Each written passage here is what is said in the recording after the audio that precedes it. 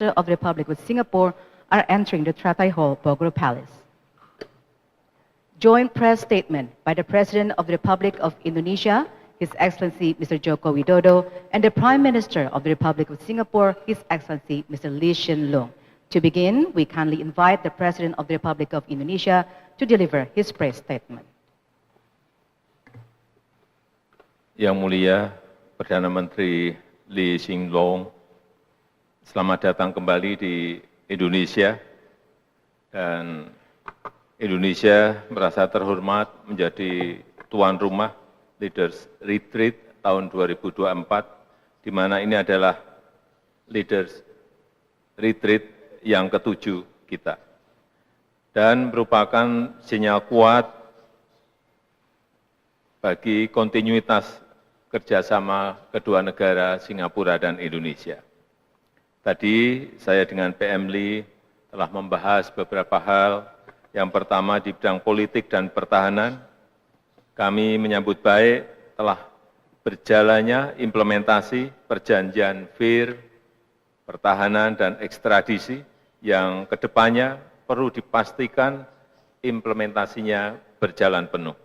Yang kedua di bidang ekonomi telah kita tawarkan beberapa peluang-peluang investasi, manufaktur tekstil di Kendal Industrial Park, kemudian ekonomi hijau melalui infrastruktur yang berkelanjutan dan pembangunan pusat data di Nongsa Batam.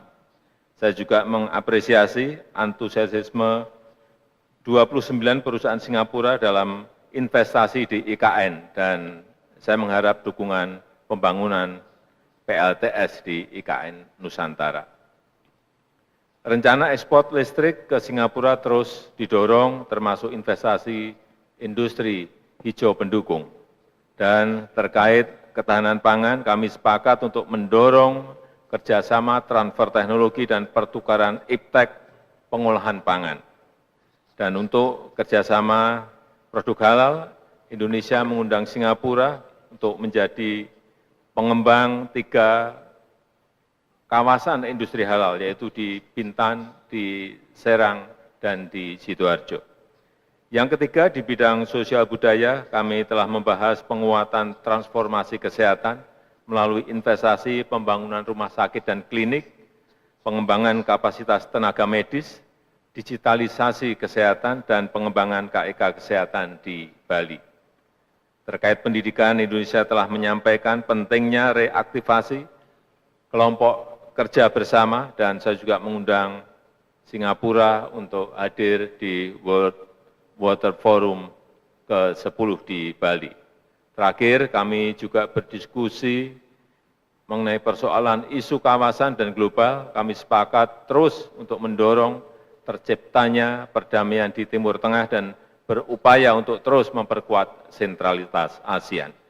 Selanjutnya dengan hormat saya mengundang PM Lee Hsien Loong untuk menyampaikan pernyataannya. Terima kasih. Thank you, Your Excellency President Joko Widodo, Ministers, ladies and gentlemen. I thank President Jokowi for his warm hospitality. This is my 7th Leaders Retreat with President Jokowi. We hold these retreats annually, except during the COVID years, and it is a signal of the high-level attention we have both paid to our bilateral ties. It's only natural that we do so because we are close neighbors and we are good friends with many common interests. This year's retreat is particularly special because it's the final one for both President Jokowi and me, and I'm very grateful that President Jokowi has made a special effort to host me and to have me here just a few weeks before I hand over for my last official visit as Prime Minister. Over the last decade, we've made excellent progress in bilateral cooperation in partnership with President Jokowi and his team. We have shared a commitment to deepening mutual understanding and to building strong relationships at all levels. Our defense cooperation has been regular and extensive. The joint update on defense cooperation we signed today reflects our robust defense ties. It gives me particular satisfaction because not only during the time when I was Prime Minister, but even before that as a Minister, and even before that when I was in the military serving as a serviceman, I have been working with Indonesia and with the TNI and before that with ABRI, and I'm very glad to see that these good relations have prospered and reached this stage today. Our economic ties have been another pillar of the relationship. Investments from Singapore to Indonesia have increased steadily, and cumulatively they are exceeding 74 billion Singapore dollars. We've also taken steps to deepen our digital economy cooperation. Earlier this year, we signed an MOU on cooperation on digital transformation, and now we are following up on the TechX program, which will encourage young tech professionals to gain valuable exposure in Singapore and in Indonesia. We look forward to Indonesia driving the green economy in our region. Bilaterally, we are making good progress in facilitating cross-border electricity trading, and we are exploring carbon capture and storage. We also signed an MOU on community empowerment in mangrove ecosystems just a few minutes ago, and I have suggested to President Jokowi that next we should look at the possibility of carbon credits. As close neighbors, trust and mutual understanding between us make all the difference. At our fourth leaders retreat before COVID in 2019, President Jokowi and I agreed it was time to work towards resolving some long-standing issues in airspace, defense, and extradition.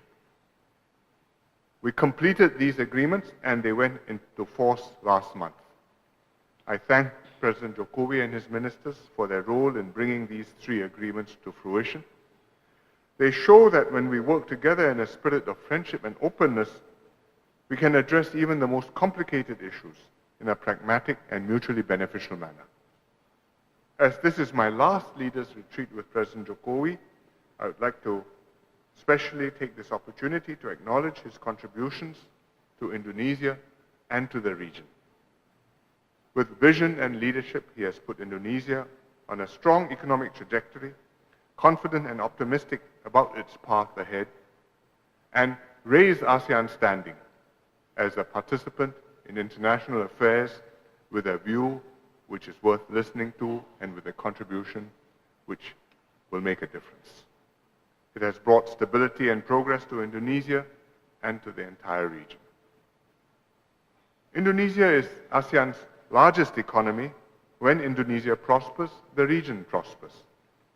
Under President Jokowi, Indonesia has been a constructive voice in a divided world, as we witnessed during Indonesia's recent leadership of the G20 and also its recent chairmanship of ASEAN. I'm honored to have had the privilege to work with President Jokowi throughout these years during his 2 terms as president. While this retreat is a fitting occasion to reflect and celebrate what we have achieved together, it's also about continuity and looking ahead. Typically, we hold 4-eye meetings at the retreats between the 2 leaders.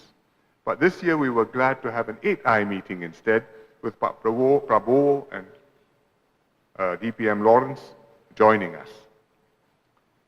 From the present leadership to the next, we committed to look ahead, to build on the strong foundation, and to expand our cooperation.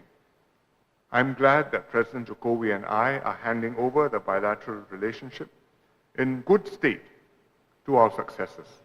And I have every confidence that Pak Prabowo and DPM Lawrence will continue to bring the relationship to greater heights. May Singapore-Indonesia ties continue to flourish far into the future, or as you would say, Maju Jaya. Thank you very much. Thank you.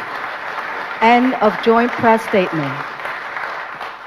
The President of the Republic of Indonesia and the Prime Minister of the Republic of Singapore will proceed to Garuda Hall for a luncheon, followed by members of the official delegation.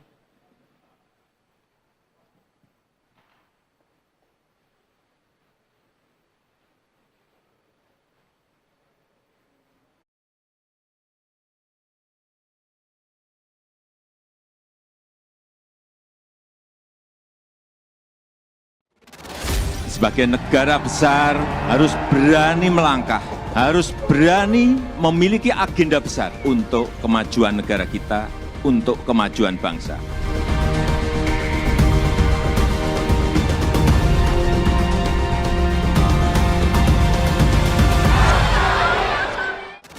Sebagai negara besar harus berani melangkah, harus berani memiliki agenda besar untuk kemajuan negara kita, untuk kemajuan bangsa.